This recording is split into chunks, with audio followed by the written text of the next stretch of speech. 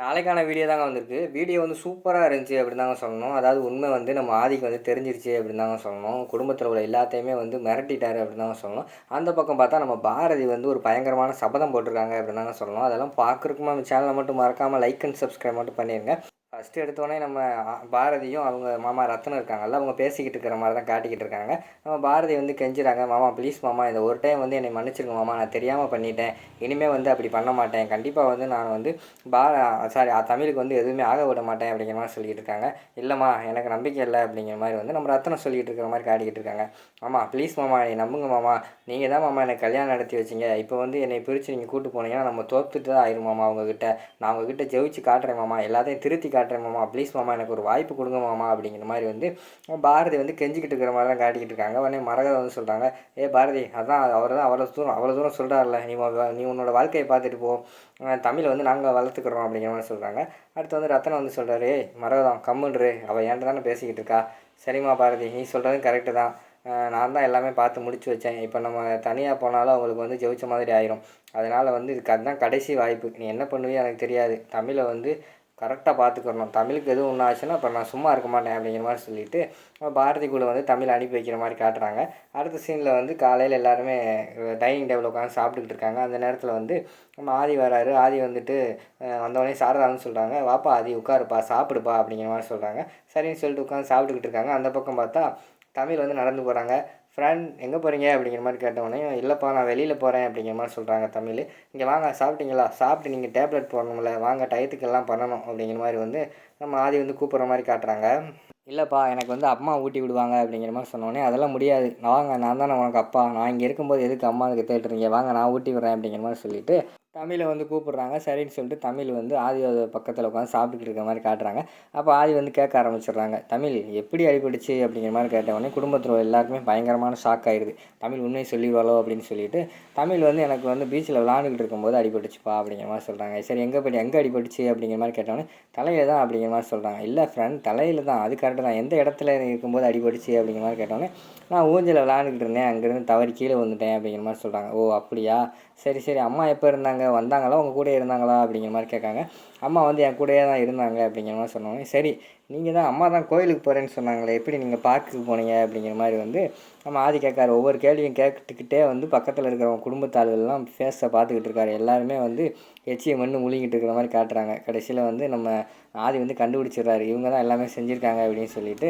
அடுத்து வந்து சரி எந்த ஆஸ்பத்திரிக்கு போனீங்க, எப்படி போனீங்க அப்படின்னு கேட்டவொடனே நம்ம தமிழுக்கு வந்து பதில் சொல்ல தெரில, அப்படி இப்படின்னு ஏதோ சொல்ல தெரியாமல் முடிச்சுக்கிட்டு இருக்காங்க. சரி ஆட்டோவில் போனீங்களா அப்படிங்கிற மாதிரி வந்து நம்ம ஆதியை கேட்குறாங்க. ஆமாப்பா ஆட்டோவில் தான் போனேன் அப்படிங்கிற மாதிரி சொன்னோன்னே அவங்களுக்கு கன்ஃபார்ம் ஆயிடுச்சு. சரி தமிழ் வந்து பொய் சொல்கிறாங்க, குடும்பத்தில் உள்ளவங்க ஏதோ செஞ்சுட்டாங்க அப்படின்னு சொல்லிட்டு, சரி நீங்கள் போங்க அப்படிங்கிற மாதிரி சொல்லிவிட்டு அவங்க போனவொடனே பவானி வந்து எழுந்திரிச்சி கிளம்ப போகிறாங்க. சித்தி உட்காருங்க கொஞ்சம் பேசணும், ஒரு சின்ன பிள்ளைக்கு இருக்கிற அறிவு கூட இந்த குடும்பத்தில் யாருக்குமே இல்லை.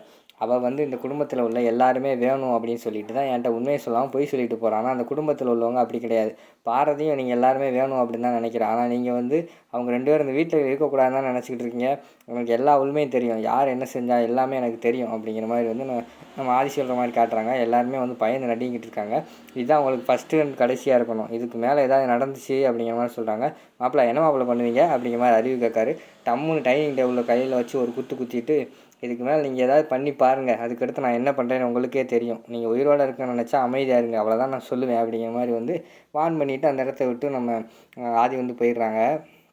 போகும்போது வந்து ஸ்வேதா வேறு முறைச்சி பார்த்துட்டு போகிற மாதிரி காட்டுறாங்க. அடுத்த சீனில் வந்து நம்ம இவங்க இருக்காங்கல்ல, பாரதி வந்து ஒரு இடத்துல டைனிங் டேபிள் விட்டு சும்மா நின்றுட்டு பாத்திரத்தெல்லாம் எடுத்து வச்சுக்கிட்டு இருக்காங்க. அந்த இடத்துக்கு வந்து ஸ்வேதா வராங்க.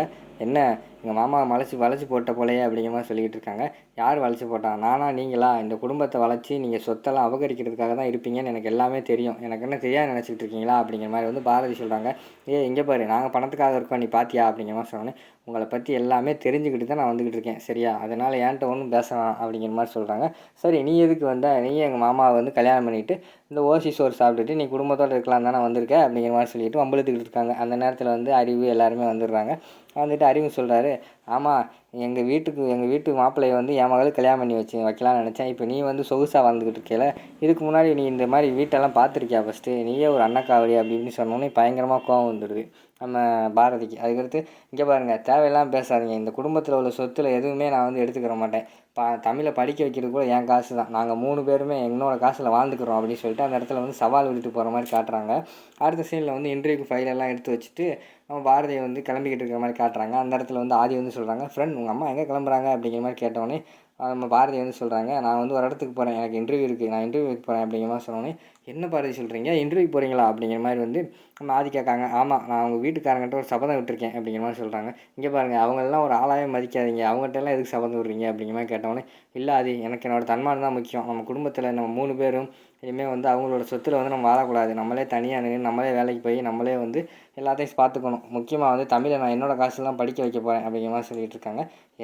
என்ன பாரதி இப்படி பேசிக்கிட்டு இருக்கீங்க, இதெல்லாம் ஒரு விஷயமா அப்படிங்கிற மாதிரி வந்து நம்ம ஆதி சொல்கிறாங்க. உங்களுக்கு அது வேணால் அது விஷயம் இல்லாமல் இருக்கலாம் ஆதி, எனக்கு வந்து இது தன்மான பிரச்சனை, நான் இனிமேல் இதைத்தான் செய்ய போகிறேன் அப்படிங்கிற மாதிரி கோவப்பட்டு சொல்கிற மாதிரி காட்டுறாங்க. அதோட பார்த்திங்கன்னா அந்த எபிசோட வந்து முடிச்சிடுறாங்க.